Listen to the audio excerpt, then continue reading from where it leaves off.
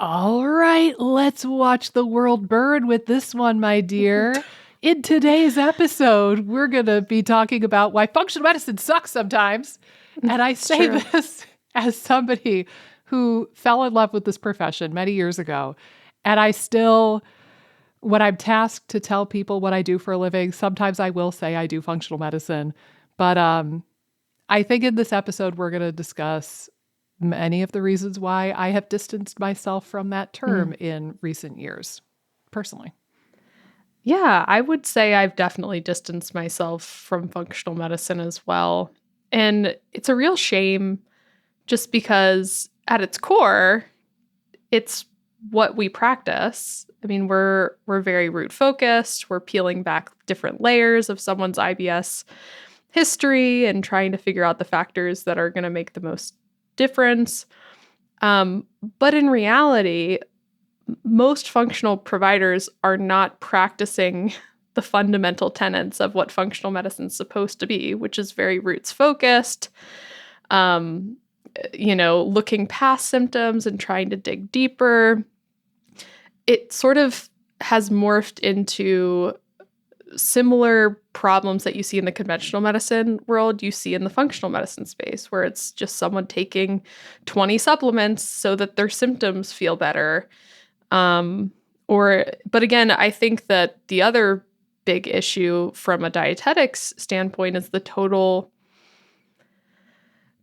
lack of focusing on nourishing the body.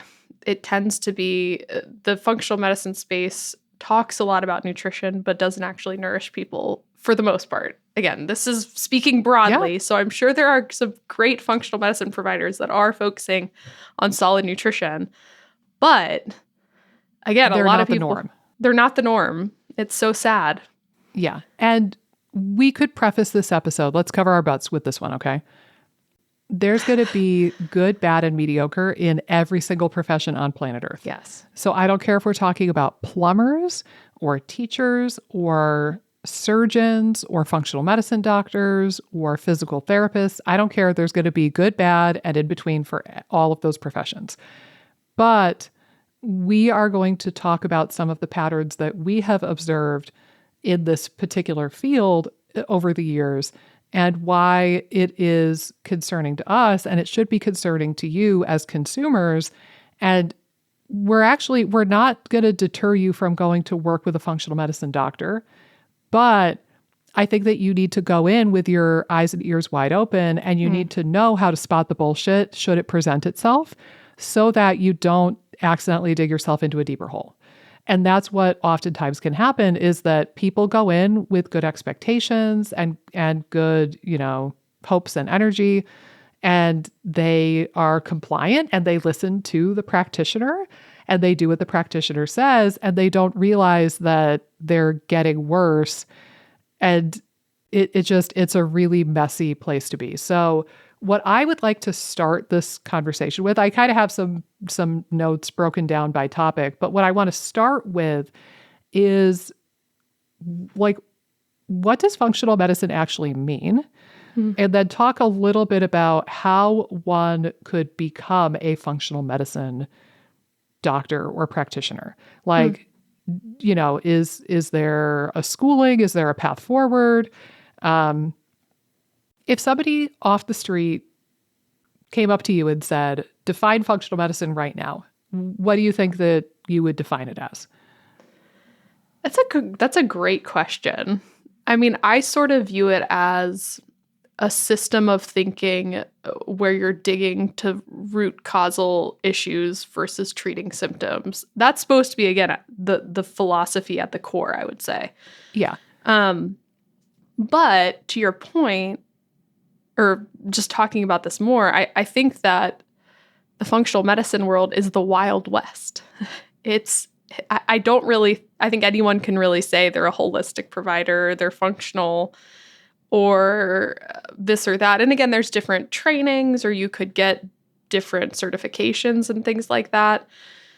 But there really isn't much regulation, which again, sometimes in the conventional space, I think the regulation is problematic in a lot of ways. but it is good to sort of have some scope of practice and like some consistency. But I just think in the functional space, there's a lack of consistency of like standards and ethics and that sort of stuff. I mean, you have the bigger organizations, but, you know, I do think that it's very Wild Westy, which is different than the conventional space, which seems more highly regulated.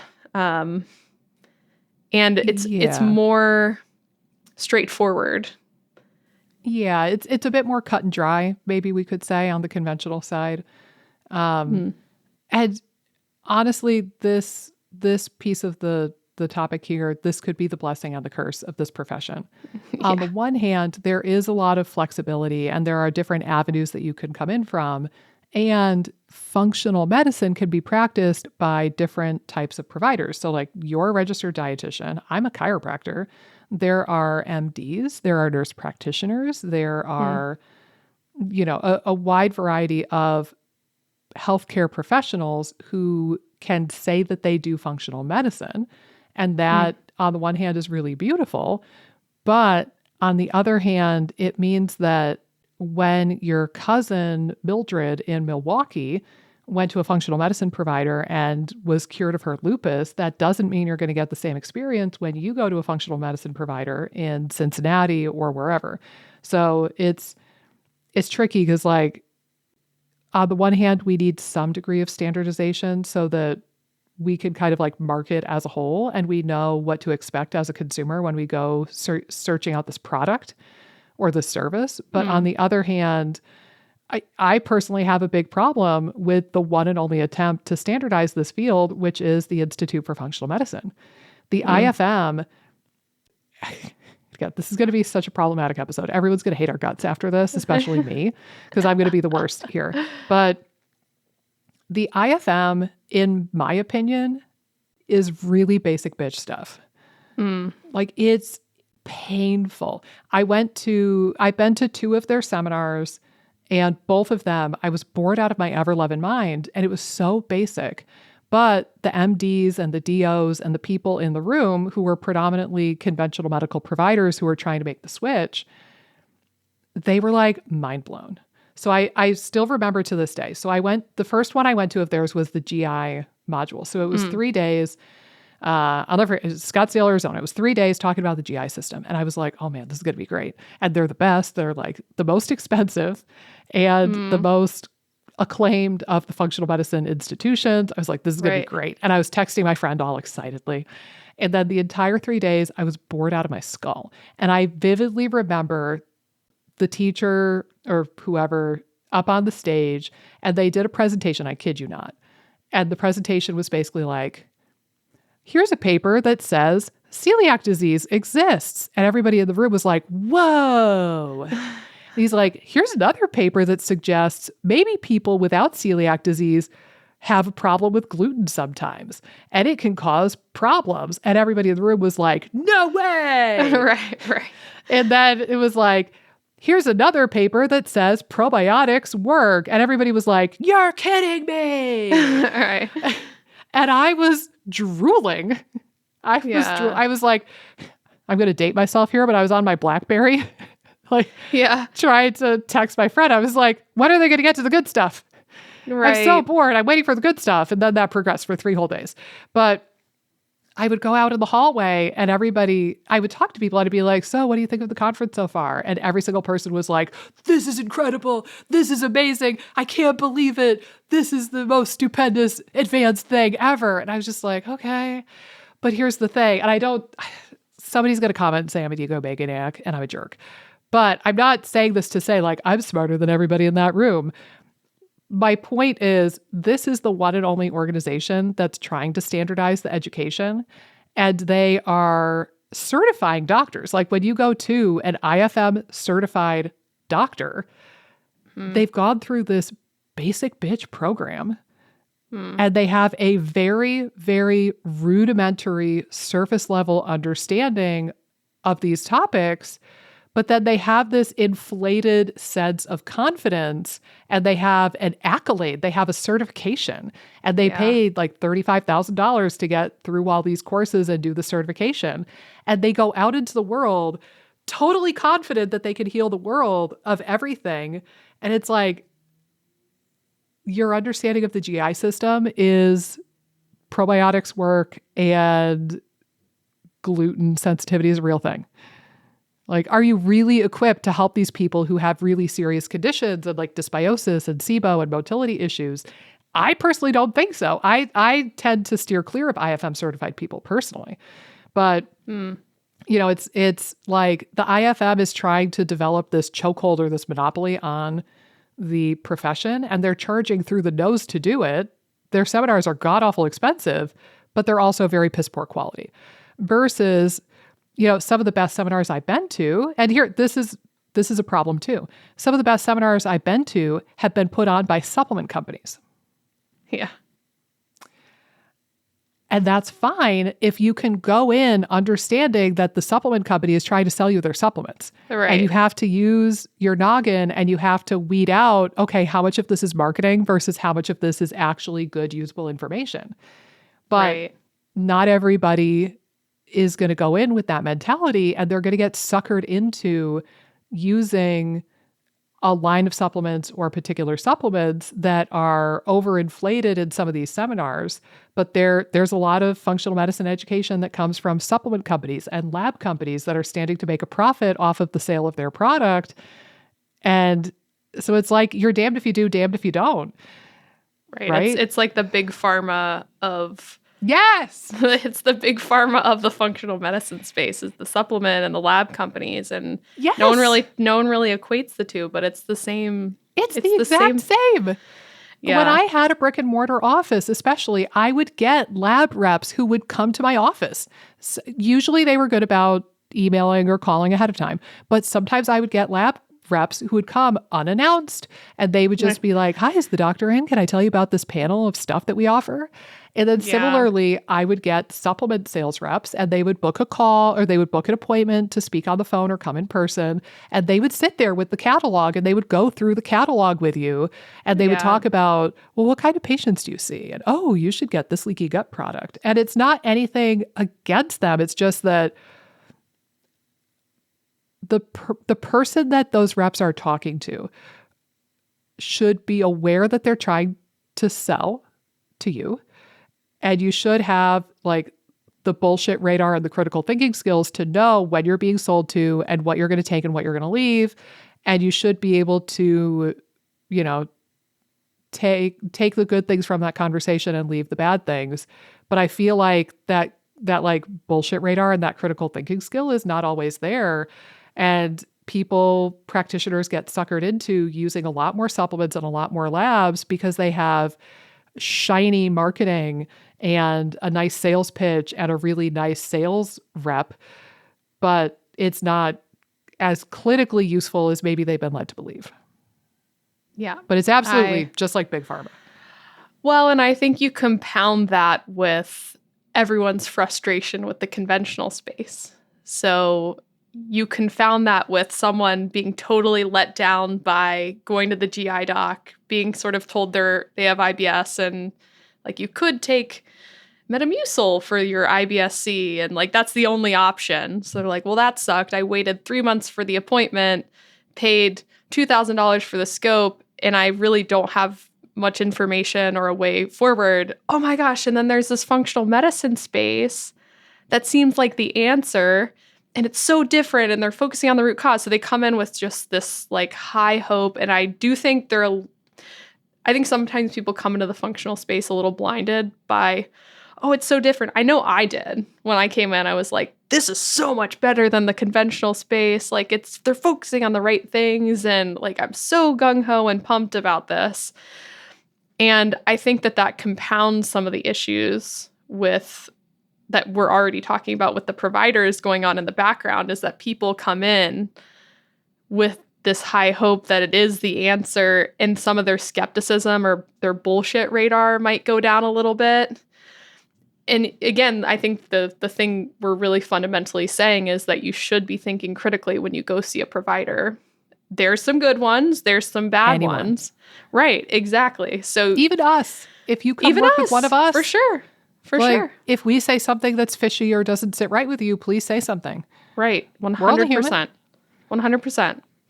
So yeah, I agree. Like, I think that you should always sort of be critically thinking, whether it's a functional provider or a conventional provider. You know, if you're not feeling aligned or you do have sort of some skepticism, like try to fish it out a little bit. Tell again the provider that this doesn't make sense, or like, what is this for? I'm confused. Try to make sure you're on the same page and that you're feeling confident, and whoever provider you're working with, whether it's conventional or functional. But I think it usually requires a degree of critical thinking versus just blind, like, oh, this person's functional, so they must be doing the right things. Or because I felt maybe a little bit of that at the beginning, but then, you know, I definitely think you wise up at some point. And then I think typically by the time people find us, they're very they could be very skeptical of all providers. Yeah, it's the opposite. They swung the other direction then. Right. Yeah. Yeah. And, you know, God, there's so much to unpack in this episode. I think one of the things that comes to mind too, and I guess it's tangentially related here, it's all kind of a mishmash in this episode anyway, is the term green allopathy. Yep. Which is a term that basically means that you're still practicing allopathic medicine or conventional medicine, but you're doing it in like a greener way, but you're still kind of using the same framework. And I find that that's another really big problem here. And it's one of those things that you can kind of pick up on after a while, and you see the pattern of bullshit. And, you know, it's like, is your provider actually talking about the unsexy basics, like the free or the cheap or the lifestyle things, like meditation, exercise, getting some sunshine, connecting socially, stress management, sleep hygiene? Are they talking about those things that don't earn them any additional money? Right. Or are they only talking about the labs and the supplements and the fancy schmancy things that you need them for? Right. And that's kind of one piece of the bullshit radar, I guess. But, you know, green allopathy, it's like, okay, you could go to a conventional doctor and get metformin for your diabetes and Lipitor for your cholesterol and an SSRI for your depression. Or you go to a functional doctor and they're going to give you berberine for your diabetes, red yeast rice extract for your cholesterol, and St. John's wort for your depression. And it's like, are you really doing anything that radically different or that radically superior when you just swap out the prescription stuff for the green stuff? Right. The thing is, maybe some of those things could be better and it's still a step in the right direction. But I think that green allopathy, which is almost always what is practiced by this profession in my observation of it now, being really protocol driven and really supplement driven, I don't think that's actually different than allopathic medicine. Yeah. At the end of the day. And I can't tell you the millions of times that I've seen in professional Facebook forums, like functional medicine Facebook forums, the number of times every single day that somebody goes on one of those forums and says, what's your best protocol for candida? What's your SIBO protocol? What's your depression protocol? What's your cardiovascular protocol? What's your kidney stone protocol? And I'm sick of hearing the word protocol now, or I guess I'm sick of reading the word protocol, because there shouldn't be a protocol. Right. At the end of the day, I get that maybe they mean I'm going to do all the other holistic stuff too. But if you have a particular supplement that's really good for kidney stones, please let me know. Right. That would be a different conversation. But yeah, it's like, okay, in medical school, you learn what drug do you prescribe for a UTI? What drug do you prescribe for depression? And when you come to a practitioner forum and you say, give me your UTI protocol or your depression protocol, you're still in that mental lane of thinking that you're looking for just, a chapter in a book, a sticky note, and you could just memorize this protocol and you could apply it to every single person who has a kidney stone for the rest of your days as a clinician. Right. Again, I think that is very different, and that's what typically gets done in this profession versus, okay, I'm still going to see the whole person no matter what their diagnosis. If they have shitty sleep, I'm going to work on their sleep. No matter Right. what their diagnosis, if they're not getting enough fiber, we're going to work on getting dietary Right. fiber. But in addition to that, if I have a kidney stone specific supplement, I might as well throw that into the mix. Like, Right. that's a different conversation, but I find that that's very rarely practiced. Yeah, I wholeheartedly agree. And, the thing that shocks me working with all the clients that I've worked with over the last 5 or 6 years is that I don't know if I can list one person that had a provider actually assess their nutrition. So they're prescribing all these restrictive diets, but they're not assessing what that looks like for the person or making sure that the person's getting enough nutrition in. And it's actually really scary to me that that's going on at such a high frequency because, I see people that are malnourished, really. I mean, and it's really dangerous that they're prescribing these highly restrictive diets without much training, without acknowledging the risk for disordered eating and malnutrition. But yeah, I would say it's really rare for me to assess someone's nutrition and see that they're meeting their calorie needs. And I would say it's more rare it's also, again, rare, even if someone is meeting their calorie needs, to not have something we have to work on nutritionally. But yeah, that is what really freaks me out about the functional space too, is just the total lack of respect for nutrition as a whole. It's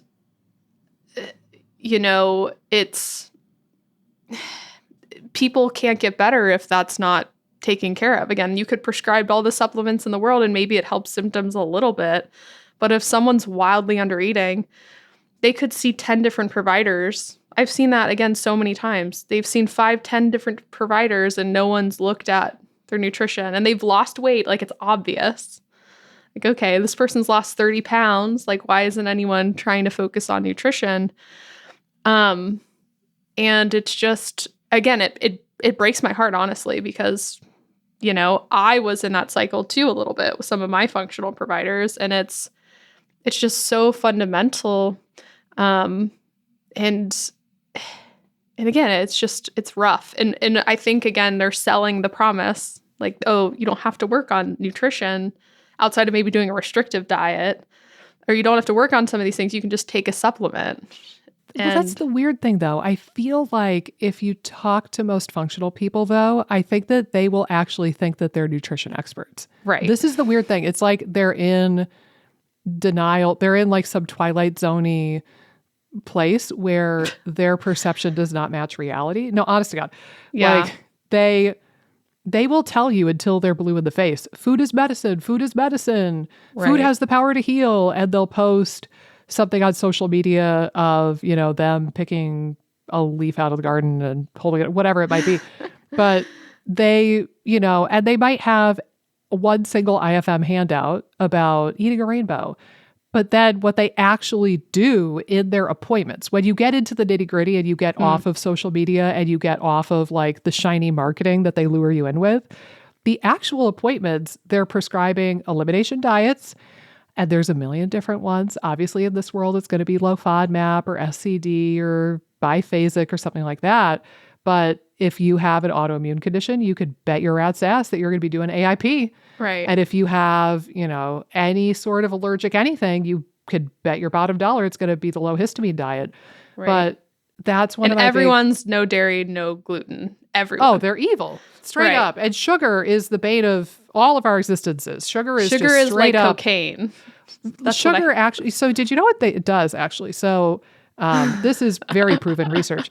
So what happens when you eat sugar is it actually just like lights your body on fire.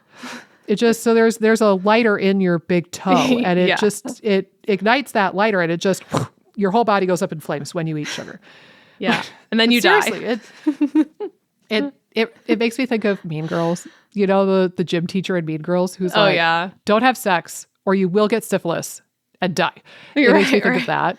Yeah. If you guys couldn't tell, we are being facetious here. Right. But seriously, I have interacted with functional providers who will, honest to God, act like sugar is the absolute devil. And if you eat even a crumb of sugar, you are doing the devil's work. And gluten and dairy and soy and corn are right up there too. But, I think my biggest I have three primary beefs when it comes to nutrition with the functional medicine space. Hmm. A, you hit it on the head. They don't actually assess and they don't actually seem to care about whether or not you're nourished is one. Right.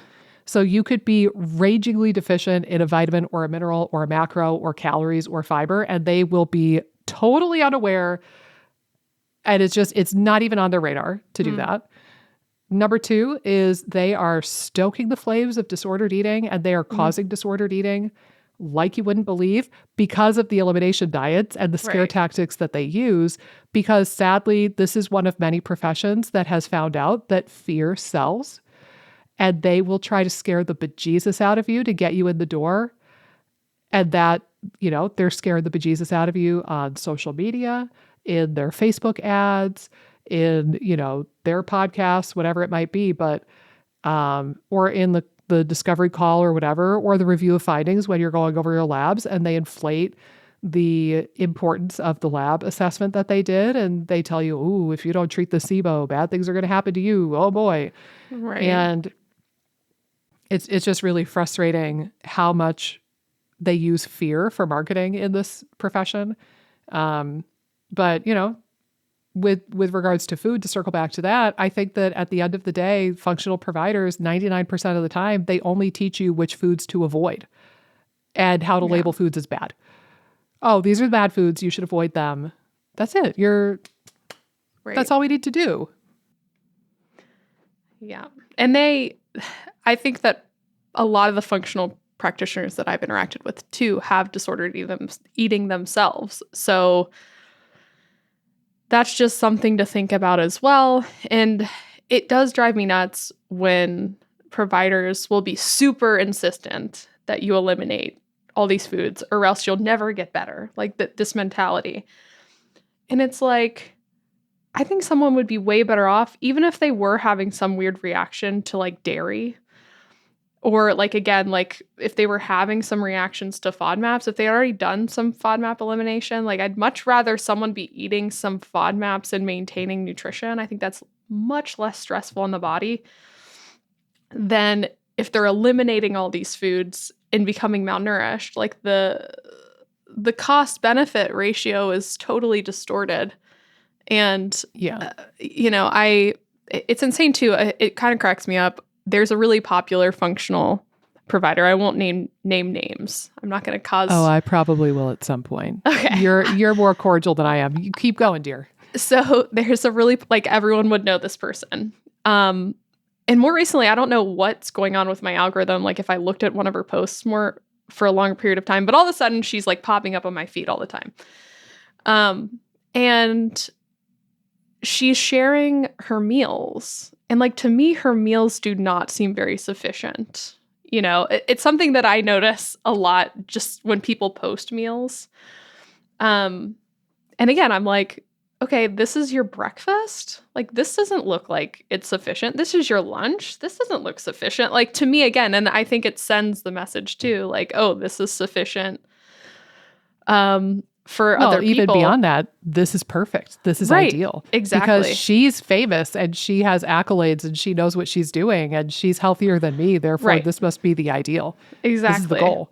So it that kind of stuff drives me nuts because I'm like, what?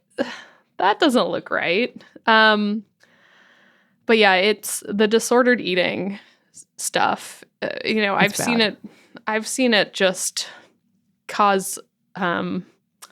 I would say years of putting someone in a hole. Like, it's not just like, oh, you're disordered eating for a period of time, then you can just get off the diet.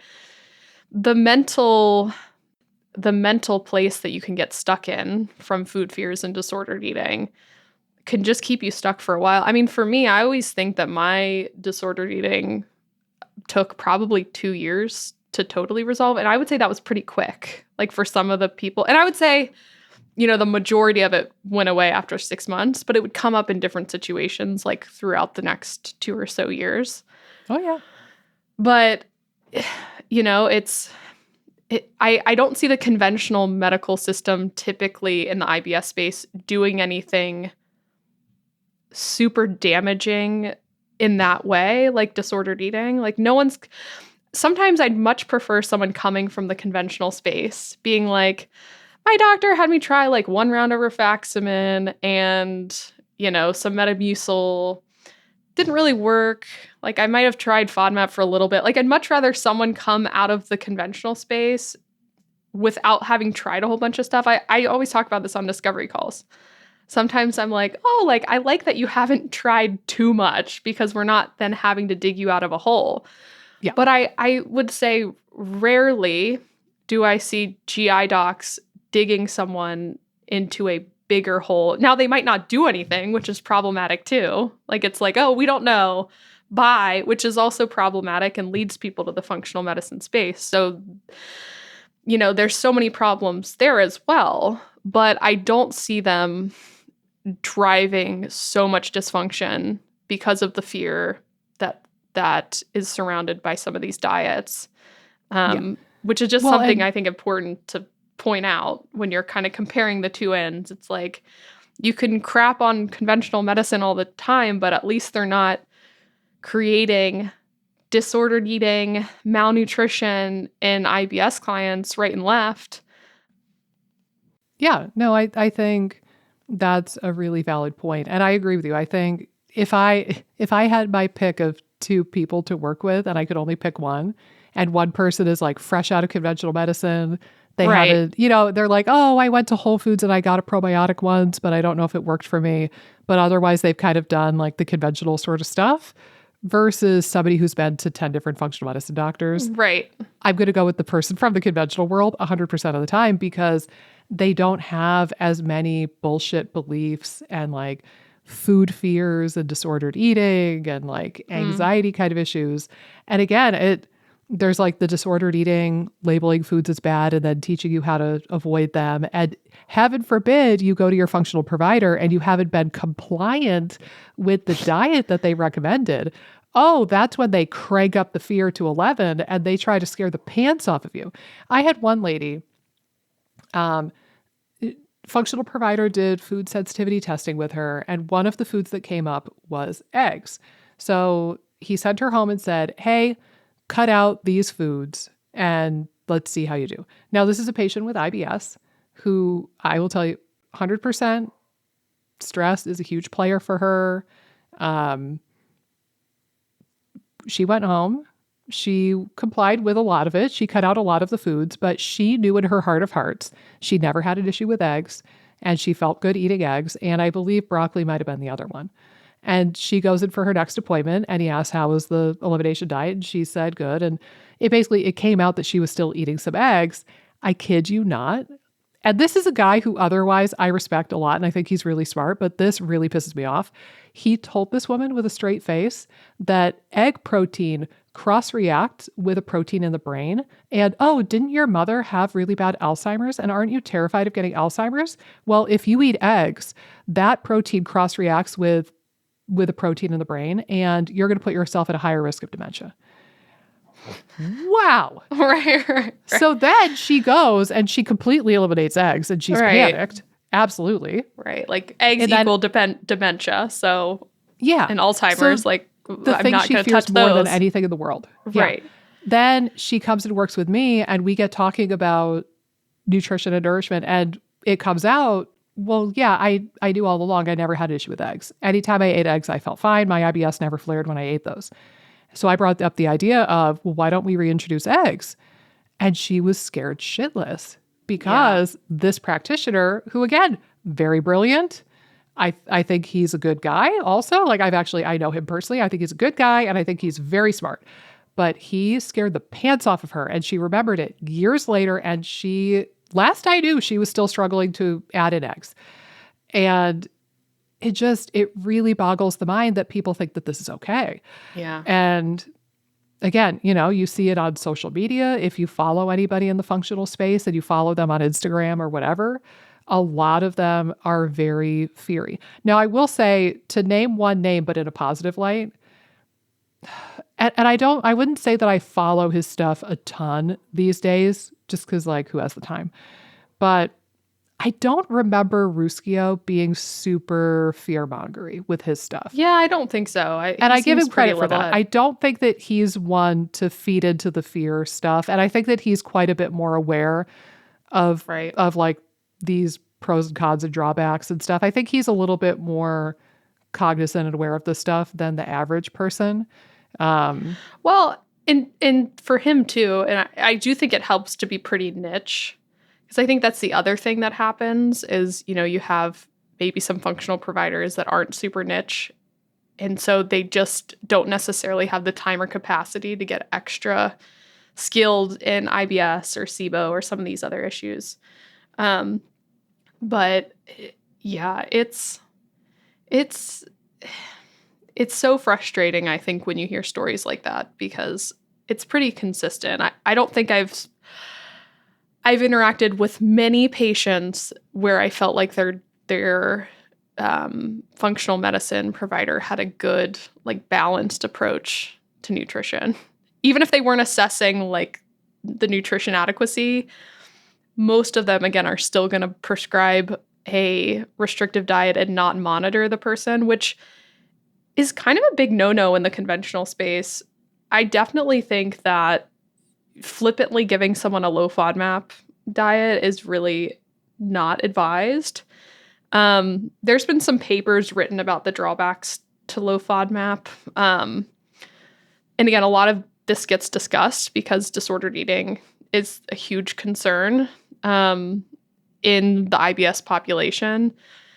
But again, there's also not enough RDs to potentially see everyone with IBS. So it gets tricky. And again, it's low FODMAP's not my first line intervention for IBS either, but it's just the way the diet was designed was to be sort of led by someone and to do it for a short period of time. And these nuances just aren't discussed at all because, like you were saying before, a lot of the practitioners are so busy trying to find the protocols that work, and the labs, they're so invested in the science of that and, like, getting downloaded with all that information that I think that they miss some of the fundamental pieces that are really important and maybe less flashy, because I do think that patients tend to get drawn in by the flash as well. So just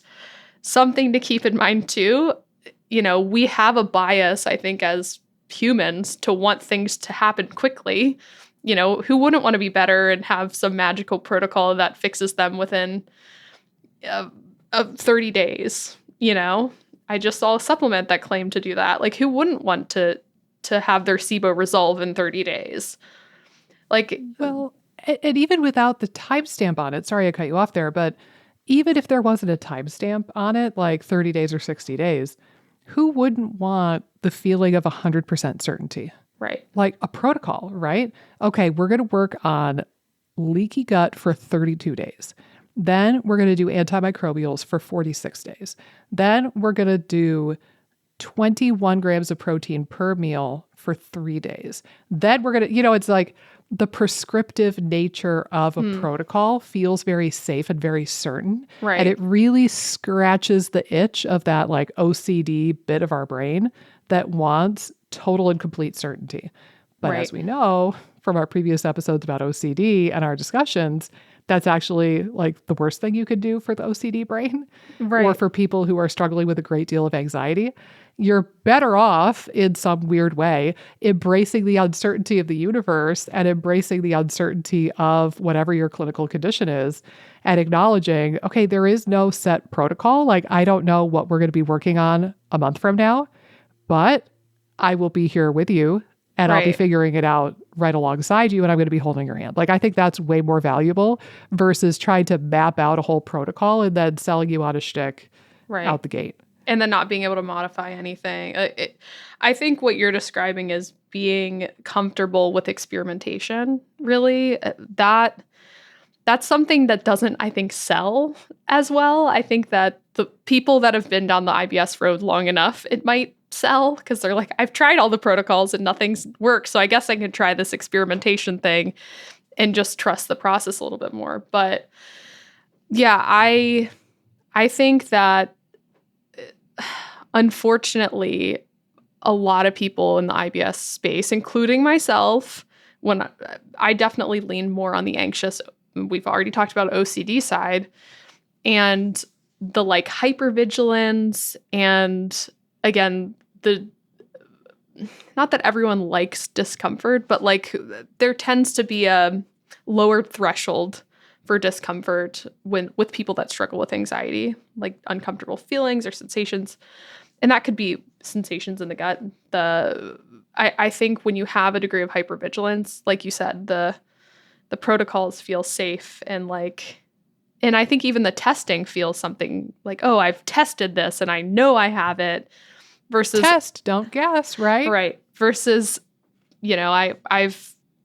I talk on discovery calls all the time now that I don't have any testing that I run out the gate, outside of maybe at requesting some basic labs if they haven't had them in a while, or if there's something that just, I think, warrants some blood work. But in terms of functional testing, it's not something I typically do right out the gate.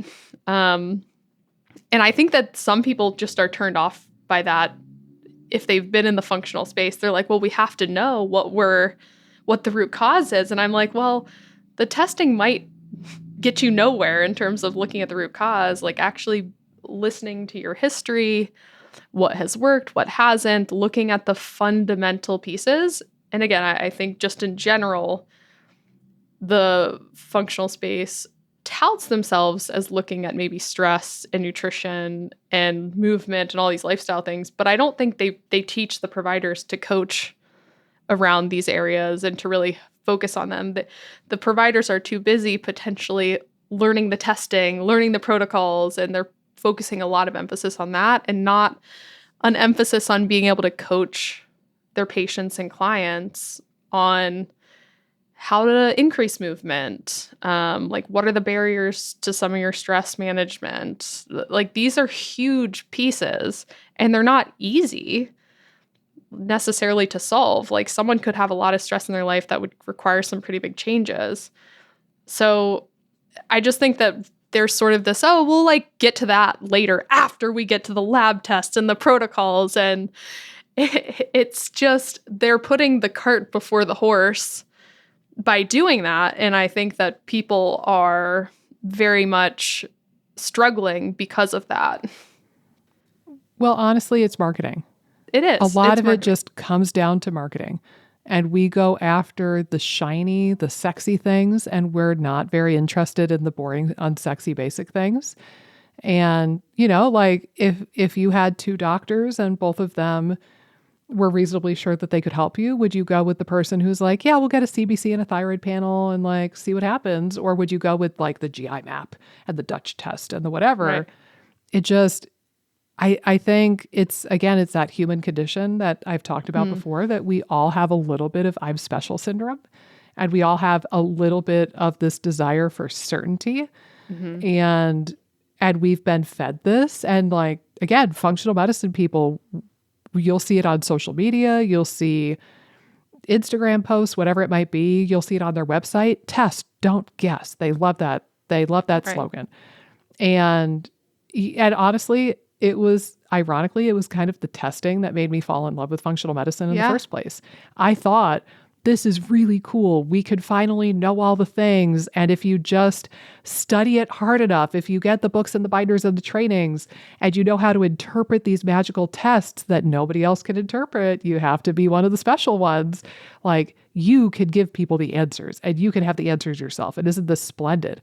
And then I got deeper into this, and I started realizing one by one that almost all of these functional medicine tests are absolute horseradish. They're not worth the paper they're printed on. I've said it once, I'll say it again. The friggin' GI map. I did 2 videos in the fall of 2022. And I had some pretty major problems and some concerns with those. I had 2 people do split tests and got wildly different results. And I made a video about it, talking about how, hey, same person did 2 different GI maps from the same turd the same day, and we got totally different results. This isn't really clinically usable. And the damn company threatened to sue me, and I had to take the video down off of YouTube. And I'm still bitter about it, and I'm still going to talk about it. But like, this is the thing, is that these functional medicine tests are by and large not validated at all. Right. And they are not as good as you think they are. And they're certainly not worth the price point that you're paying for them. But what's really ironic is this is a really big marketing or selling point for functional practices.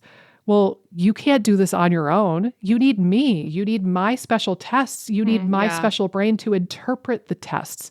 You need my special full script store to get the special supplements to treat the things on the special tests. You need all of my specialness. And that's why you pay me the big bucks, right? Well, but again, if the thing that we're selling off of is faulty, then everything else is going to shit underneath. And then people wonder why they're not feeling better.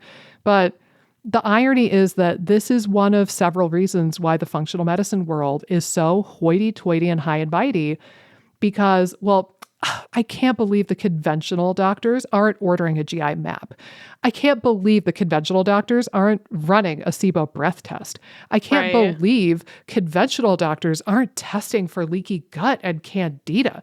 Have they lost their minds? I can't believe they're not testing for this. They must be negligent or ignorant or out to get us somehow. Like, there must be some crooked reason why they're not ordering it. You know why they're not ordering your damn candida test and your damn GI maps? Because they know darn well they're not worth the money. They're not validated. I'm snapping. Just stick with the stuff your normal, regular MD or DO or GI is going to order for you. 9 times out of 10, that's going to be sufficient. Right. You do not need these functional tests. They are almost universally rubbish, with maybe, the one exception that does come to mind, by the way. There is one. Probably the one and only test, which ironically is pretty cheap, that's in the functional sphere and it hasn't broken into mainstream yet. I do think there's some validity to lactulose mannitol testing for leaky gut. Yeah. But the thing is, that's not the most popular leaky gut test in the functional world. Everybody's doing the zonulin on the GI map, or like the zonulin antibodies from Cyrex or something like that. Those are not very widely validated. But again, like a run-of-the-mill $200 lactulose mannitol ratio, which is a urine test you can get from Genova for $200, that one's probably the best example of a reasonably well-validated test that is available from a functional lab. Right. But pretty much all the other ones are rubbish. And, pick your favorite, man. Dutch test, the OAT test, the GI map, the GI effects, the doctor's data, stool culture, CDSA, adrenal testing. It all needs to go in the garbage can, in my opinion. Food sensitivity test, my God, don't even get me started on that one.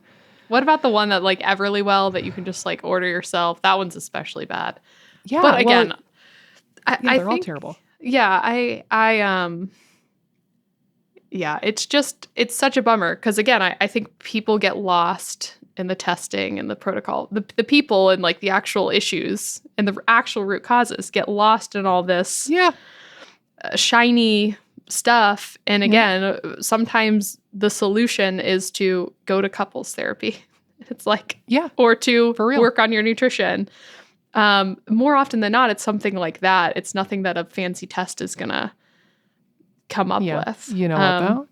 There are so many people who will gladly spend $1,000 on the testing if they could avoid the topic of marriage counseling with their spouse. That's true. That's worth it to them on some level. I think that there's, and this is something I was trying to kind of say earlier, like there is some degree of the people coming to the functional providers, are buying into some of the promises and like the quick fix. And it's so easy because it sounds so good and all that stuff. But again, it's on you too as the patient to be skeptical, to be critically thinking about some of this stuff.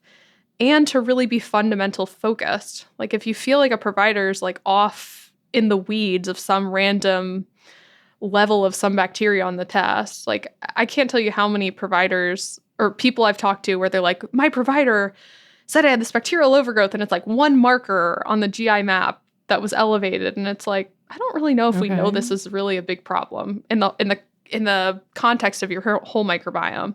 So it's like, I do think as a patient, it's really important to not be sold, to not pick up what some of these providers are laying down and to not get sidetracked. It's really hard. Again, I think the marketing is really strong. So again, it's really challenging, and I've been sucked in with different things as both a patient and a provider. Again, like, ooh, this cool test, this would be awesome. So like, we're not immune to this stuff either. We're all humans too. But it is really important to remain focused and really dedicated and committed to the fundamentals, even when it is really hard, or even if you're a little defensive. Because even as a provider, I know we've talked about this, like the longer we're in this sphere, the more we feel like it's the coaching that really leads to progress versus like some fancy stuff. Like understanding the science is important. And I think there are some valuable things you can glean from traditional blood work and obviously qualitative data, like just talking to someone, hearing their history and their symptoms. But again, the coaching piece is just so important. And like I said, I don't see providers really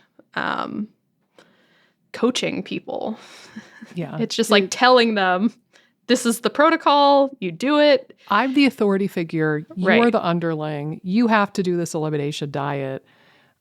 I would say too, I know we have to be cognizant of the time because Amy's got an appointment to hop off for, but I want to wrap up the episode with one more thought and then the kind of take home for the people. Mm-hmm. The final thought that I wanted to share real quick is I think that there's a lot of ego in functional medicine.